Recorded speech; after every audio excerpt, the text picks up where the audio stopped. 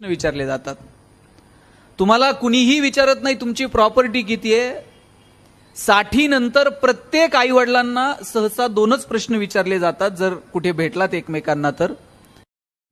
ठराविक वयानंतर पहिला प्रश्न विचारला जातो तब्येत कशी आहे, आणि दुसरा प्रश्न विचारला जातो मुलं काय करतात। आणि मला वाटतं या दोनही प्रश्नांची उत्तर जर दणदणीत द्यायची असतील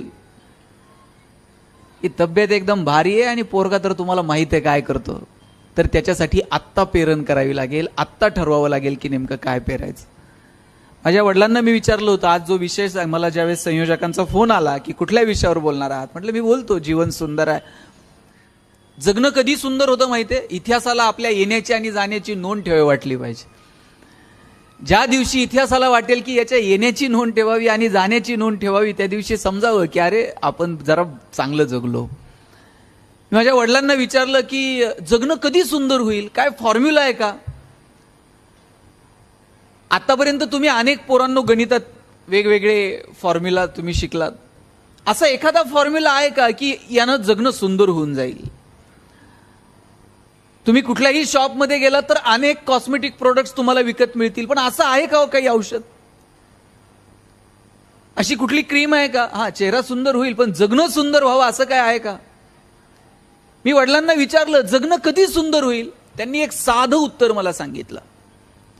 ते म्हटले जगणं जर सुंदर व्हावं असं वाटत असेल ना तर एक तुला साधं एक गंमत सांगतो। म्हणे काय, म्हटले आतापर्यंत तुला ज्या ज्या लोकांनी मदत केली त्या त्या लोकांची यादी कर। मी ती यादी करायला घेतली। आजपर्यंत आपल्याला किती लोकांनी मदत केली। 10वीला असताना मला फी भरायला पैसे नव्हते, माझ्या मित्राच्या वडिलांनी दिले होते, त्यांचं नाव घेतलं। 11वीला क्लासला ज्याच्या सायकलवरती बसून जायचो त्याचं नाव लिहिलं।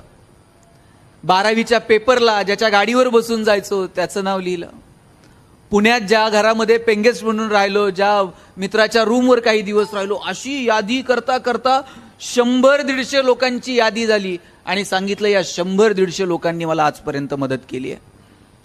वडिलांनी कौतुकानं पाठीवर थाप मारली, म्हणले नशीबवान आहे।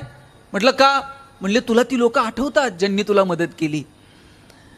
म्हटलं आता दुसरं काम कर। म्हटलं काय, आतापर्यंत तू किती लोकांना मदत केली ना त्यांची जरा यादी कर म्हटली। मग मी ती यादी करायला घेतली। 4-6 लोकांपेक्षा आठवून 4-6 लोक, याच्यापेक्षा जास्त ती यादी होऊ शकली नाही।